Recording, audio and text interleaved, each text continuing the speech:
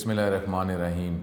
अल्लाह ताला के पाक नाम से शुरू जो बड़ा मेहरबान नहायत रहम करने वाला है। अस्सलामुअलैकुम स्टूडेंट्स, मैं हूँ आपका teacher Mohammad Asim Nasar, second year ICS computer science के नेक्स्ट लेक्चर के साथ यूनिक ग्रुप ऑफ इंस्टीट्यूशन की तरफ से हाजिर हूँ।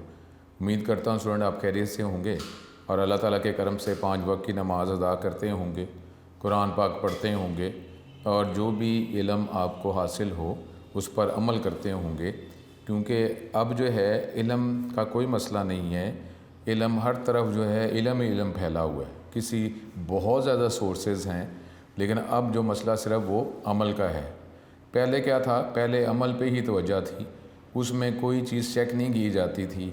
बस जो प्यारे आका जो वो करते हैं, जो वो बता रहे हैं वो करी जा रहे हैं, उसमें कोई बिल्कुल खालिस प्यारे आका से मोहब्बत की वजह से और अल्लाह ताला के साथ ताल्लुक़ की वजह से अमल करते थे। अब जो है अब हमारे पास इल्म और उसमें सिर्फ दिखावा हो गया कि जी कहीं पे भी कोई महफ़िल हो तो बस ये पता चल जाए कि मेरे से बड़ा आलिम कोई मौजूद ही नहीं है। लेकिन जब अमल की बात की जाए तो अमल फिर नज़र नहीं आता। और बेटा अल्लाह के करम से कई दफ़ा आप जो स्टूडेंट्स हैं उनमें भी यही हो जाता है कि जी आप कहते हैं कि ठीक है बातें तो बड़ी अल्लाह वाली की जा रही हैं, लेकिन जब किसी से हम बात करते हैं या कुछ वक्त गुजारते हैं तो जो इल्म कह रहा होता है उसके मुताबिक वो शख्सियत वो महसूस ही नहीं होती। इससे फिर वो यकीन की जो है वो कमी हो जाती है। तो लेकिन ये है कि आप क्या करें, आप सिर्फ अल्लाह ताला के साथ अपना कनेक्शन रखें, अल्लाह ताला को बस जो है उसके लिए आप इबादत करें। कोई ज़रूरत ही नहीं किसी को दिखावे के लिए। लेकिन कोई बात नहीं बेटा, एक बात तरगीब की भी होती है। जब अच्छी बात जो है, अगर बुरी बातें हम फैलाते हैं तो उसमें ये अगर ये कोई कहता है कि जी नमाज़ पढ़ते हैं और वो कहते हैं कि ये मैंने आपको नहीं बताना क्योंकि ये मेरा अल्लाह के साथ ताल्लुक़ है। लेकिन बेटा थोड़ी सी ये बात अगर सोचें कि अगर हम कोई फ़जूल बातें फैलाते हैं, मीडिया पे ये बातें हम फॉरवर्ड करते रहते हैं, तो क्या अभी वो बातें ज़्यादा थोड़ी सी मुनासिब बातें जो हैं वो फ्लोट हो रही होती हैं, तो क्या उसमें नमाज अगर हम पढ़ते हैं, ये नहीं कि हमने स्पीकर में ऐलान करना है कि हम नमाज़ पढ़ते हैं, लेकिन अगर कोई बात कोई पूछता है तो आप कहें ठीक है अल्लाह का ताला का शुक्र है कि मैं 5 वक्त की नमाज़ अदा करता हूँ, तो अच्छी बात भी तो फैलानी है ना। इसलिए ऐसा को तकब्बुर इतना फ़ौरन आ नहीं जाता, लेकिन इसलिए जो है कि नमाज़ पढ़ते हैं तो ठीक है अल्लाह ताला का करम है, बताएं ना, अच्छी बात भी तो फैलानी चाहिए ना। इसलिए इसलिए डरने की ज़रूरत नहीं होती। अगर आपके माँ बाप पूछते हैं, आपसे टीचर अगर पूछते हैं तो आप बताएं, आप कहें शुक्र अल्लाह ताला का मैं 5 वक्त की नमाज़ अदा करता हूँ। अच्छी बात भी फैलाएंगे तो फिर ही जो है कोई तरगीब की नीयत से या कोई इस तरह हदायत तो अल्लाह की तरफ से होनी है। लेकिन बेटा हमें ये करना तो चाहिए ना। तो अब जो है कि अब ये हमारे पास बुनियादी अकायद जो इस्लामियत की हम किताबों में पढ़ते हैं तो इसमें हमारा अमल और ख़ालिस जो है वो अल्लाह ताला के लिए है या नहीं है, ठीक है, ये करना चाहिए। तो अब हम अपने टॉपिक की तरफ आते हैं। हर बात में अगर आप अल्लाह ताला के साथ कनेक्ट हो जाते हैं तो हर बात में, हर टॉपिक के अंदर अल्लाह रसूल की ही बात नज़र आ रही होती है, क्योंकि जिसका कनेक्शन जितना स्ट्रॉन्ग होगा, जिसकी तवज्जो होगी जितनी ज़्यादा, उसको तो हर चीज़ में वही नज़र आएगा ना। अब दुनियावी अगर कोई प्यार वगैरह की बात करते हैं तो क्या कहते हैं कि हर चीज़ में मुझे वही नज़र आ रहा है। तो असल प्यार जो इश्क जो है, इश्क का लफ्ज़ वो कहा जाता है कि उलमा कहते हैं कि वो ज़रा उसको थोड़ा सा ख्याल करना चाहिए कि अल्लाह ताला के साथ, क्योंकि उसमें हम ज़ाहिरी इश्क की बात कर रहे होते हैं। अल्लाह ताला हर चीज़ से पाक है, लेकिन ये जो है कि असल ताल्लुक़ तो अल्लाह ताला है ना। तो अगर अल्लाह ताला के साथ ताल्लुक़ है तो हर तरफ क्या अल्लाह ही नज़र आना चाहिए ना। और अल्लाह तो कहता है कि जिस तरफ भी तुम देखो, जिस तरफ भी अगर नमाज का मसला होता है, जा नमाज का, तो क्या कहा गया, जहाँ आपका गुमान होता है उस तरफ आप जा नमाज बिछाएँ और नमाज़ पढ़ लें, ठीक है। तो अब ये कनेक्शन हमारा जितना अल्लाह ताला के साथ स्ट्रॉन्ग होगा तो हर चीज़ में मुझे फिर अल्लाह ही नज़र आएगा, ठीक है। अब ये चैप्टर 5 हम कर रहे थे, इंट्रोडक्शन टू माइक्रोसॉफ्ट एक्सेस, ये हमने टॉपिक सारे कंप्लीट हो गए थे। ये हमारे पास जो है इसके कुछ MCQs रह गए थे, उसको हम कंटिन्यू करते हैं। और ये देखें हम ये सिलेबस जो है टॉपिक वाइज करते जा रहे हैं, लेक्चर वाइज करते जा रहे हैं, ताकि मेरा नॉलेज जो है कंप्यूटर साइंस से बढ़े। और उसके लिए क्या होता है, फिर आपका टेस्ट होता है। टेस्ट आपका क्या प्रूफ है कि जी आपको जो टॉपिक आपने पढ़े हुए हैं आपको आता है कि नहीं आता। और ये चीज़ें हम याद करते हैं। और अगर कोई टूल होता है, जैसा C लैंग्वेज की बात करते हैं, एक्सेस की बात करते हैं, तो हमें टूल जो है उसमें वर्किंग करनी आती है कि नहीं आती। किसी भी लाइन में आते हैं तो ये कहते हैं कि ठीक है आपने डिग्री तो आपने हासिल की हुई है, तो आपको काम करना कितना आता है। तो काम करना ही देखते हैं ना हर कोई, हर फील्ड में। तो अब इस्लाम के हवाले से सिर्फ इल्म ही रह गया, अमल किधर है। अब हर चीज़ में अमल देखा जाता है, अमल देखा जाए तुम्हें काम करना कितना आता है। तो इस्लाम में हमने सिर्फ इल्म के लिए रह गए, उसमें हमें कितना आता है, कितना अमल करना आता है, तो इसमें भी तो अमल की ज़रूरत है ना। ठीक है, तो अल्लाह ताला करम करे, MCQs कंप्लीट करते हैं और फिर चैप्टर 6 अपना कंटिन्यू करेंगे। अल्लाह ताला हमेशा अपनी पनाह में हमें रखे। स्टूडेंट, हम ये चैप्टर 5 कर रहे थे, इसकी कुछ MCQs रह गए थे। Introduction to Microsoft Access chapter का नाम है और इसके हम MCQs जो हैं वो डिस्कस कर रहे थे। अब इसके MCQs कुछ रिमेनिंग रह गए हैं, वो हम डिस्कस करते हैं। ये अगला MCQ है, following is the correct association. अब ये भी टॉपिक हम देखेंगे तो फिर हमें ये क्लियर होगा कि कौन सी ऑप्शन जो है अप्रोप्रिएट है, ये बात क्या की जा रही है। ठीक है, इसके लिए मुझे इसकी रीडिंग्स जो हैं वो देखनी पड़ेंगी। क्वेश्चन है, following is the correct association. क्या है जी? ए ऑप्शन, फील्ड और रो जेकर आपस में ताल्लुक़ है इसका कि नहीं। रिकॉर्ड, रिलेशन, फाइल, फील्ड या रिकॉर्ड और रो, कौन सी एसोसिएशन जो है वो करेक्ट है, सही है? क्या फील्ड को रो कहा जाता है, कि फिर रिकॉर्ड को रिलेशन कहा जाता है, फाइल को फील्ड कहा जाता है, या रिकॉर्ड को रो कहा जाता है? तो कौन सा आंसर इसका करेक्ट एसोसिएशन का जवाब सही है? तो हमें क्लियर होगा कि डी ऑप्शन जो है, रिकॉर्ड को रो भी कहा जाता है, ये एसोसिएशन ठीक है। तो ये आप करेंगे तो ये हमारा आंसर ठीक हो जाएगा। जो 25th MCQ जो है उसमें डी ऑप्शन हमारा सही आंसर है। उसके बाद अगला है कि डेटाबेस में कंटेन, डेटाबेस के अंदर क्या चीज़ मौजूद होती है? Only one table, at least to tables, या मैनी टेबल्स, या नन ऑफ दीज।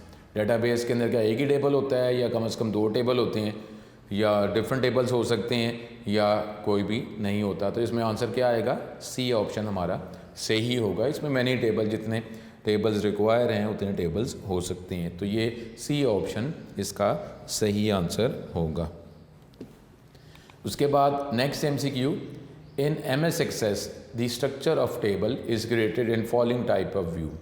अब ये जब हमने टेबल का स्ट्रक्चर जो है वो क्रिएट करना है, यानी हमने बताना है कि टेबल के अंदर कितनी फील्ड्स होंगी, तो अब इसके लिए हमारे पास स्ट्रक्चर जो है जब आपने बताना है, क्रिएट करना है, तो नॉर्मली कौन से व्यू में हम वर्किंग कर रहे होते हैं? डिज़ाइन व्यू में हम जाएंगे तो फिर हम ये टेबल का स्ट्रक्चर क्रिएट कर सकेंगे। Data sheet view, normal view, या नन ऑफ दीज क्या इसका आंसर है? तो ये हमारे पास जो है, जब आप डिज़ाइन व्यू में होते हैं तो फिर आप जो टेबल का स्ट्रक्चर जो है क्रिएट कर सकते हैं, उसमें कोई मॉडिफिकेशन करनी है, कोई फील्ड ऐड करनी है, डिलीट करनी है, तो नाम चेंज करना है, तो फिर वो डिज़ाइन व्यू में आप कर सकते हैं। तो इसका ऑप्शन ए ऑप्शन हमारे पास सही आंसर है। उसके बाद अगला MCQ, A query is a more flexible way of selecting records from database. Database में से रिकॉर्ड सेलेक्ट करने हैं, तो इसके लिए क्यूरी जो है एक ये क्या ये एक फ्लेक्सिबल वे है? या filtering records from database, database से जो रिक्वायर्ड रिकॉर्ड्स हैं वो अगर आप देखना चाहें तो वो क्यूरी हमारे पास एक मुनासिब वे है। या sorting records from table, database में रिकॉर्ड जो है वो अगर आप सॉर्ट करके अगर देखना चाहते हैं तो फिर क्यूरी मुनासिब है, या ऑल ऑफ दीज। तो इसका ऑप्शन डी आंसर इसका है कि क्यूरी की मदद से ये सारी ऑप्शन ABC आप ये अवेल कर सकते हैं। इसके लिए क्यूरी ही ऑब्जेक्ट जो है, डेटाबेस ऑब्जेक्ट, वही एक बेटर और फ्लेक्सिबल वे है। क्यूरी की मदद से आप रिकॉर्ड जो है, जो सिलेक्टेड रिकॉर्ड देखना चाहें तो क्यूरी की मदद से कर सकते हैं। रिकॉर्ड फ़िल्टर भी यही है कि रिक्वायर्ड रिकॉर्ड्स देखना चाह रहे हैं तो उसके लिए भी क्यूरी मुनासिब है। फिर आपने सॉर्ट करना है कि जी रिकॉर्ड जो है सॉर्टेड फॉर्म में आपको नज़र आएँ, तो उसके लिए भी क्यूरी एक फ्लेक्सिबल वे है। तो इसमें इस MCQ का आंसर जो है डी ऑप्शन सही आंसर है। उसके बाद अगला MCQ, following is a statement that extract specific information from the database. Following वो स्टेटमेंट है जिसकी मदद से आप स्पेसिफिक इंफॉर्मेशन वो डेटाबेस से हासिल कर सकते हैं। That extract specific information from the database. Following is a statement that extracts specific information from the database.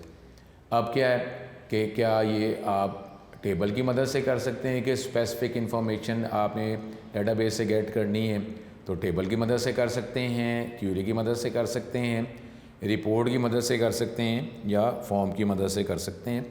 तो उसमें हमने बात ये की हुई है कि जो भी क्वेश्चन होता है तो उसमें आंसर जो है जो मोस्ट अप्रोप्रिएट होता है वो आपने आंसर जो है वो सिलेक्ट करना होता है। तो इसमें मे भी एक से ज़्यादा ऑप्शंस में भी ठीक हो सकती हैं, लेकिन आपने इसमें से जो मोस्ट अप्रोप्रिएट वन है वो आपने सेलेक्ट करना होता है। तो इसके लिए हमारे पास थ्योरी में क्या है कि क्यूरी ही एक स्टेटमेंट है जिसकी मदद से आप specific information, required information database से गेट कर सकते हैं। तो इसका आंसर बी ऑप्शन हमारे पास सही आंसर है, क्यूरी। उसके बाद है following is true about query, कि फॉलोइंग जो है कौन सी ऑप्शन जो है वो सही है अगर हम क्यूरी की बात करते हैं। User can also change data in the database that fulfills certain criteria. User जो है डेटाबेस के अंदर जो डाटा है उसको चेंज कर सकता है जो भी इस क्राइटेरिया को मैच करता है। जो रिकॉर्ड क्राइटेरिया को मैच करता है उन रिकॉर्ड्स को चेंज किया जा सकता है। A query also allows performing calculations of different number of fields. तो अब क्यूरी जो है इसकी मदद से आप कैलकुलेशंस कर सकते हैं डिफरेंट नंबर ऑफ फील्ड्स पर, या output of a query is also displayed in the form of a table. Query की जो आउटपुट है वो भी ज़्यादातर जो है वो टेबल की फॉर्म में ही आपको रिटर्न किया जाता है, कि इसकी आउटपुट वो भी टेबल की फॉर्म में ही होती है जिसमें डिफरेंट रोज़ और कॉलम्स होते हैं। तो इसमें से कौन सी ऑप्शन ठीक है, या ऑल ऑफ दी इसकी सारी ऑप्शन ही ठीक हैं। तो इसमें हमारे पास डी ऑप्शन हमारा सही आंसर होगा, ऑल ऑफ दी, क्योंकि क्यूरी की मदद से आप डाटा चेंज भी कर सकते हैं, क्यूरी की मदद से आप कैलकुलेशन भी कर सकते हैं, कि जी कैलकुलेटेड फील्ड भी इसको कहा जाता है। और क्यूरी जो है नॉर्मली इसकी आउटपुट जो है टेबल की फॉर्म में होती है। तो हमारे पास डी ऑप्शन इसका सही आंसर है, क्योंकि क्यूरी की मदद से ये सारी ऑप्शंस ही इसकी जो फैसिलिटीज़ हैं वो सारी हम अवेल कर सकते हैं। तो इसका D option all of these इसका आंसर है। अब following is not true about a query. ये जो ऑप्शंस हैं इसमें कुछ ऑप्शन कोई है कि जो क्यूरी की अगर हम बात करते हैं तो क्यूरी की कंसर्न से वो आंसर हमारा सही नहीं है, ठीक है। तो ये कौन सी ऑप्शन जो है वो आप देखेंगे तो ये ऑप्शन है query can be used as source of records to be use in forms and report. और क्यूरी जो है आप ये एक सोर्स भी प्रोवाइड करती है रिकॉर्ड्स की, जिसकी बुनियाद पर फिर आप फॉर्म या रिपोर्ट्स बना सकते हैं।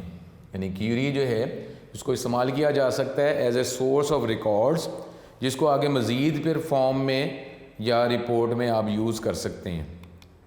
या query is a stored question और रिक्वेस्ट। क्यूरी जो है हमारे पास एक ये स्टोर्ड क्वेश्चन है, जब भी हम इसको एग्जीक्यूट करेंगे तो उसके अकॉर्डिंगली हमें आंसर मिल जाएगा। या query allows to access data from only one table of database. Query की मदद से सिर्फ आप एक टेबल का डाटा जो डेटाबेस में मौजूद है टेबल, उसके रिकॉर्ड उसका डाटा एक्सेस कर सकते हैं या नाम दिस।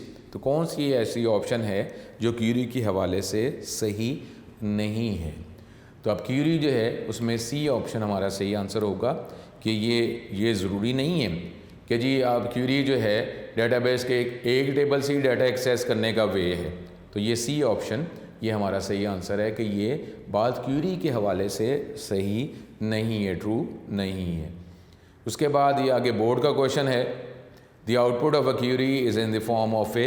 ये नॉर्मली जो क्यूरी की आउटपुट है उसकी फॉर्म क्या होती है, क्या इसकी फॉर्म जो है टेबल फॉर्म होता है, या इसकी आउटपुट फॉर्म स्टाइल में, रिपोर्ट स्टाइल में कि या क्यूरी स्टाइल में। तो ये अब बोर्ड का है। अब ये मैंने पहले भी कहा है कि जो हमारा एमसीक्यू होता है उसमें अगर एक से ऑप्शन ज़्यादा सही हो भी रही होती हैं तो इसमें भी आपने जो मोस्ट अप्रोप्रिएट वन जो है वो आपने सेलेक्ट करना होता है। तो the query output of a query is in the form of a table, ठीक है। ए ऑप्शन हमारा सही आंसर है, ठीक है। उसके बाद अगला MCQ, following object of MS Access database is used to create user interface to perform different operations on database. ये कौन सा ऑब्जेक्ट है माइक्रोसॉफ्ट एक्सेस डेटाबेस का, जिसकी मदद से आप एक इंटरफेस क्रिएट कर सकते हैं कि मुख्तलिफ़ कामों करने के लिए। इंटरफेस का मतलब है कि यूज़र जो है वो कम्युनिकेट कर सकता है विद दिस सिस्टम। तो अब जो इंटरफेस तो होगा ना कि उसने कमांड देनी कहाँ पे है, उसको आंसर नज़र कैसे आएगा, स्क्रीन्स की नॉर्मली बात की जाती है इंटरफेस। तो हम कौन से ऑब्जेक्ट की मदद से हम एक इंटरफेस क्रिएट कर सकते हैं in order to communicate with the system और perform different operations on database. तो ये आप रिपोर्ट की मदद से कर सकते हैं कि आप ये इंटरफेस क्रिएट कर सकते हैं, क्यूरी की मदद से इंटरफेस क्रिएट कर सकते हैं, मैक्रो की मदद से इंटरफेस क्रिएट कर सकते हैं, या फॉर्म की मदद से इंटरफेस क्रिएट कर सकते हैं। तो कौन सा ऑब्जेक्ट है जो इसका आंसर सही होगा, ऑप्शंस का आंसर सही होगा, जिसकी मदद से आप यूज़र इंटरफेस जो है वो क्रिएट कर सकते हैं। तो इसका आंसर क्या है? फॉर्म। डी ऑप्शन हमारा सही आंसर है कि फॉर्म की मदद से नॉर्मली यूज़र इंटरफेस क्रिएट किया जाता है। जिस तरीके से आप इंडेंट की बात करते हैं तो आप ऑनलाइन फॉर्म की बात करते हैं, तो ये आप फॉर्म की मदद से यूज़र इंटरफेस क्रिएट कर सकते हैं। उसके बाद है following object is use to display data as well as to change data of a database. कि कौन सा ऑब्जेक्ट है जिसकी मदद से आप डाटा देख भी सकते हैं और या फिर इसको आप चेंज भी कर सकते हैं, डाटा चेंज भी कर सकते हैं और देख भी सकते हैं। कौन सा ऑब्जेक्ट है? क्या फॉर्म ऑब्जेक्ट है, रिपोर्ट ऑब्जेक्ट है, या ए और बी दोनों हैं, या इनमें से कोई भी नहीं है? कौन सा ऑब्जेक्ट है कि जिससे आप नॉर्मली जिसकी मदद से आप डाटा देख भी सकते हैं और डाटा को चेंज भी कर सकते हैं? तो हमारे पास कौन सा आंसर होगा, ऑप्शन इसकी सही होगी, वो हम जो है ये किसकी मदद से कर सकते हैं? ये हमारे पास आंसर क्या है? ए। फॉर्म की मदद से हम डाटा जो है वो देख भी सकते हैं और उसकी मदद से चेंज भी कर सकते हैं। ठीक है। Which of the following object is use to retrieve data from database and present in a formatted way? कौन सा हमारे पास फॉलोइंग ऑब्जेक्ट जो है नॉर्मली हम यूज़ करते हैं जिसकी मदद से हम डाटा गेट भी कर सकते हैं, रिट्रीव भी कर सकते हैं, और इसको एक जो फॉर्मेटेड स्टाइल है, जिस स्टाइल में जिस फॉर्म में आप कहते हैं उस फॉर्म में हम उसको देख भी सकते हैं? रिपोर्ट ऑब्जेक्ट है, फॉर्म ऑब्जेक्ट है, या टेबल ऑब्जेक्ट है, या क्यूरी ऑब्जेक्ट? कौन सा ऑब्जेक्ट है जिसकी मदद से हम डाटा को रिट्रीव भी कर सकते हैं और एक फॉर्मेटेड वे से हम देख भी सकते हैं? तो कौन सा हमारे पास ऑब्जेक्ट है? रिपोर्ट। ठीक है, जिसकी मदद से हम डाटा देख सकते हैं और एक फॉर्मेटेड स्टाइल में, जिस तरह 4 पेज की भी बात करते हैं, उस फॉर्म में आप डाटा देख सकते हैं। तो इसका आंसर हमारे पास है रिपोर्ट की हम बात करते हैं। ठीक है, ये हमारे पास। अब रिपोर्ट अगला है एमसीक्यू। रिपोर्ट में बी यूज्ड, में बी बेस्ड ऑन। रिपोर्ट जो है किस पे नॉर्मली बेस करती है? क्यूरी पे बेस करती है, फॉर्म पे, टेबल पे, या बोथ ए एंड सी? ठीक है। अब रिपोर्ट जो है वो डेफिनेटली हमने तो बात पढ़ी हुई है कि कौन सा ऑब्जेक्ट है जिसमें ओरिजिनल डाटा जो है वो स्टोर होता है, तो वो हमें पता है वो कौन सा ऑब्जेक्ट है? टेबल। लेकिन हमने ये भी पढ़ा हुआ है कि क्यूरी की बेस पर भी रिपोर्ट बनाई जा सकती है या फॉर्म भी वैसे बनाया जा सकता है, लेकिन अब वो जो क्यूरी जो है वो टेबल पे बेस कर रही होगी, यानी डायरेक्ट या इनडायरेक्ट ताल्लुक जो है वो किसी भी ऑब्जेक्ट का किसके साथ होगा? टेबल के साथ, क्योंकि टेबल ऑब्जेक्ट के अंदर ही डाटा स्टोर होता है। बाकी ऑब्जेक्ट जो हैं वो डाटा देखने के लिए या डाटा को चेंज करने के लिए इस्तेमाल किए जाते हैं। तो रिपोर्ट जो है बोथ ए एंड सी, इसका आंसर है डी ऑप्शन, कि आप क्यूरी की बेस पर भी रिपोर्ट बना सकते हैं और टेबल की बेस पर भी रिपोर्ट बना सकते हैं। तो इसका ऑप्शन जो है डी ऑप्शन हमारा सही आंसर होगा। ठीक है। अब यहाँ पे हमारे पास ये चैप्टर ये जो 5 है ये कंप्लीट होता है। अब इसके बाद हम अगले चैप्टर की तरफ चलते हैं और वो चैप्टर हमारे पास है अब चैप्टर नंबर 6। अब इसके अंदर जो है अब हम कुछ थ्योरीज पढ़ेंगे और अब जो है टेबल और क्यूरी कैसे बनाया जाता है, टेबल कैसे बनाया जाता है, क्यूरी कैसे बनाई जाती है, तो इसकी कोई थ्योरी, उसके बाद जो है इसको कैसे बनाया जाता है, कैसे टेबल क्रिएट किया जाता है, कैसे क्यूरी को क्रिएट किया जाता है, ये अब हम चैप्टर 6 में पढ़ेंगे। तो चैप्टर 5 हमारा कंप्लीट हो गया है। अब उसके बाद चैप्टर 6 जो है वो हम स्टार्ट करते हैं। ये अब आपका पेज 59 टेक्स्ट बुक का, यहाँ पे हमने ये ओवरव्यू जो है ये बातें फिर वो आपको जो प्रीवियस चैप्टर्स में आपने पढ़ा हुआ है वो ये रिवाइज कर रहा है कि डाटा जो है वो टेबल में स्टोर किया जाता है। ये फंडामेंटल कंसेप्ट है, इसको रिलेशन भी कहा जाता है, और ये बेस है किसका जी? RDBMS का। ठीक है। टेबल्स ये क्या है? ग्रिड फॉर्म में, कॉलम्स और रो की फॉर्म में डाटा जो है स्टोर किया जाता है, जैसे ही हम एक्सेल वर्कशीट में करते हैं। हमारे पास 3 वेज़ हैं कि टेबल को क्रिएट करने के। ये डबल क्लिक किसी भी तरीके से आप टेबल क्रिएट कर सकते हैं। हर डेटाबेस के अंदर एक या एक से ज़्यादा टेबल्स होते हैं जिसमें डाटा स्टोर किया जाता है। हर टेबल का डिफरेंट नाम होता है और ये कॉलम्स और रो का कम्बिनेशन होता है। फिर कॉलम जो है इन टेबल उसको फील्ड्स भी कहा जाता है जिसके डिफरेंट नेम्स होते हैं और डिफरेंट डाटा टाइप्स के अकॉर्डिंगली डाटा उसमें स्टोर किया जाता है। फील्ड जो है कॉलम उसको प्राइमरी की बनाया जा सकता है, उसको इंडेक्स किया जा सकता है जिसकी मदद से डाटा जो है वो स्पीडीली हमें रिक्वायर्ड डाटा मिलता है। And can have certain default value, कुछ वैल्यू ऐसे भी हो सकती हैं डिफ़ॉल्ट वैल्यू कि जैसे ही आप डाटा एंटर करें तो पहले से कोई ना कोई वैल्यू जो है वो नज़र आ रही हो, इसको डिफ़ॉल्ट वैल्यू कहा जाता है। टेबल के कॉलम जो हैं उसकी डिफरेंट डाटा टाइप्स हम असाइन करते हैं कि जो कॉलम अगर स्टूडेंट के आप टेबल की बात करते हैं तो उसमें रोल नंबर जो है उसमें न्यूमेरिक डाटा होगा, अल्फ़ाबेटिक डाटा होगा, whereas the table rows contain the actual data. ठीक है, यानी यहाँ पे आप कुछ एग्जांपल वो बता रहा है कि अब ये सिंपल डाटाबेस टेबल की एग्जांपल है containing students data, first row listed in bold, ठीक है, contains the name of table column. जैसे यहाँ पे स्केच बनाया कि जी स्टूडेंट्स का टेबल है और उसमें कॉलम्स कौन से हैं, student ID, first name, last name, parents name, फिर एड्रेस, सिटी। ठीक है, ये मुख्तलिफ हमारे पास कॉलम्स हैं। उसके बाद हमने अब पहला टॉपिक यहाँ पे हम देखेंगे और वो है जी कैरेक्टरिस्टिक्स ऑफ टेबल। इस टॉपिक का ताल्लुक जो है जो आपने चैप्टर 2 में पढ़ा था प्रॉपर्टीज़ ऑफ रिलेशन, उसके साथ इसका ताल्लुक है। तो अब इसको हम देखते हैं। इसका ताल्लुक प्रॉपर्टीज़ ऑफ रिलेशन टॉपिक से रिलेटेड है, कैरेक्टरिस्टिक्स ऑफ टेबल। अब ये टॉपिक जो है ये आप शॉर्ट क्वेश्चन की तरह ही इसको प्रिपेयर कर लेंगे। अब मैं पहले भी कहा है कि जो भी टॉपिक हम पढ़ें उसको डिटेल में लॉजिकल पढ़ें, क्योंकि अब स्मार्ट सिलेबस के हवाले से अब ये भी कुछ हो सकता है कि जो ऐसा चैप्टर जिसमें लॉन्ग क्वेश्चंस पहले ना हों उसमें से लॉन्ग क्वेश्चन आ जाएं, क्योंकि टॉपिक जो है वो कोई सिलेक्टिव जो है वो आपको प्रोवाइड किए जा रहे हैं। तो इसलिए जब टोटल सिलेबस था तो उसके हवाले से तो कुछ फार्मूला बनता था और वो फार्मूला भी मैंने पहले भी आपको बार बार कहता हूँ कि 100% जो है वो हम स्केच पे नहीं रहते, हमने नॉलेज सारा गेट करना होता है, क्योंकि कई दफ़ा जो है ज़रा हट के भी क्वेश्चन जो हैं वो जो मार्किंग स्कीम जो है उसके अलावा भी क्वेश्चन आ जाते हैं। तो अब तो टॉपिक भी हमारे कुछ सिलेक्टिव हो चुके हैं स्मार्ट सिलेबस के हवाले से, तो इसलिए टॉपिक जो है हर टॉपिक पे आप तवज्जो करें। कोई ऐसा चैप्टर भी हो सकता है जिसमें से लॉन्ग क्वेश्चन नहीं आया हुआ, लेकिन अब लॉन्ग क्वेश्चन आ जाए तो सारे टॉपिक पे अब हमें तवज्जो करनी पड़ेगी, क्योंकि ऑलरेडी टॉपिक जो है स्किप तो हुए हुए। अब कोई टॉपिक जो स्किप हो गए, जो रिमेनिंग जो टॉपिक्स हैं उस पर तो तवज्जो कर लेनी चाहिए। ठीक है, तो आप ये कैरेक्टरिस्टिक ऑफ टेबल ये शॉर्ट क्वेश्चन के तौर पर आप करेंगे। अब ये फॉलोइंग कैरेक्टरिस्टिक्स जो रिलेशन डेटाबेस के अंदर टेबल क्रिएट किया जाता है उसके कैरेक्टरिस्टिक्स कुछ हो सकते हैं। वो क्या हैं जी?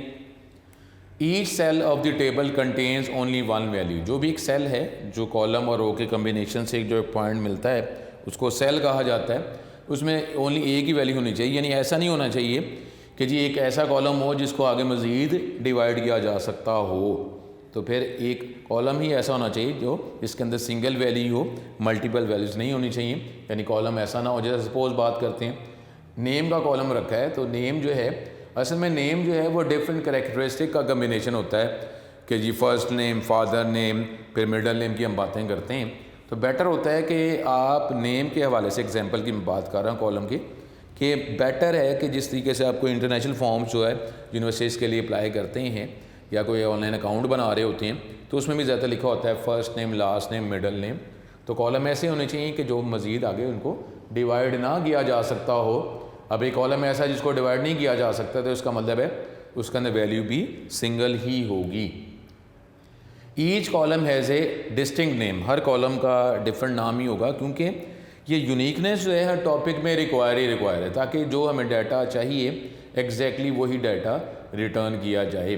तो हर कॉलम का नाम जो है वो भी डिफरेंट ही होता है, which is the name of the attribute या फील्ड इट रिप्रेजेंट।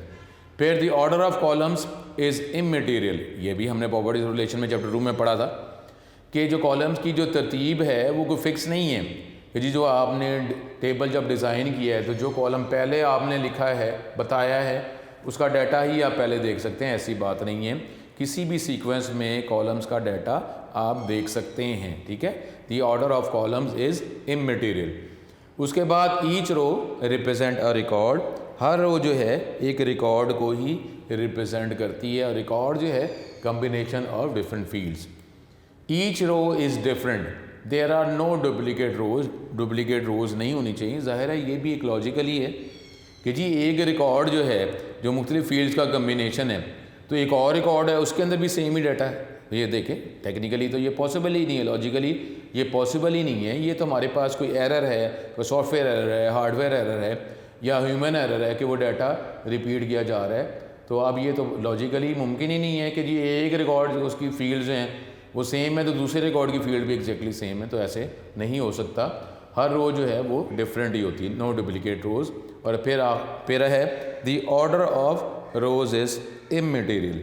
जो रोज़ की जो तरतीब है कि जिस तरीके से आपने डाटा एंटर किया है तो देखना है तो वो भी उसी सीक्वेंस में डाटा आप देख सकते हैं। ये भी ज़रूरी नहीं है, किसी भी तरतीब में डाटा देखा जा सकता है कि नेम वाइज डाटा दिखा दो, रोल नंबर वाइज दिखा दो, जिसका नाम कोई स्पेसिफिक कैरेक्टर से शुरू होता है वो दिखा दो, तो आप किसी भी ऑर्डर से रिकॉर्ड्स और रोज़ देख सकते हैं। तो ये हमारे पास characteristics of table.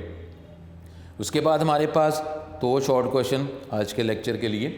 Degree of a relation, ये हमारे पास शॉर्ट क्वेश्चन है कि एक टेबल में रिलेशन में जितनी फील्ड्स होती हैं वही उस टेबल या रिलेशन की डिग्री उसको कहा जाता है। तो ये भी हमने शॉर्ट क्वेश्चन के तौर पर ही करेंगे कि जी डिग्री ऑफ अ रिलेशन, एक टेबल है उसमें जितनी फील्ड्स हैं तो वही उसी रिलेशन या टेबल की डिग्री होगी।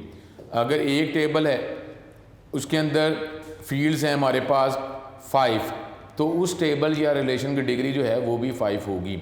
और नॉर्मली क्या होता है, देखिए यहाँ पे लिखा हुआ है कि नॉर्मली जब आप टेबल क्रिएट करते हैं तो ज़्यादातर इसकी डिग्री जो है, ये डज के स्पेलिंग सही कर लेंगे, डज नॉट चेंज। देखें अब कोई भी काम जो किया जाता है उसमें कोशिश की जाती है कि डिज़ाइनिंग बेटर हो। लॉजिकली अगर आप कोई चीज़ डिज़ाइन करेंगे, एरर्स अगर उसमें रिमूव करेंगे 100% तो कोई नहीं हो सकता, लेकिन यह कि मिनिमम हो।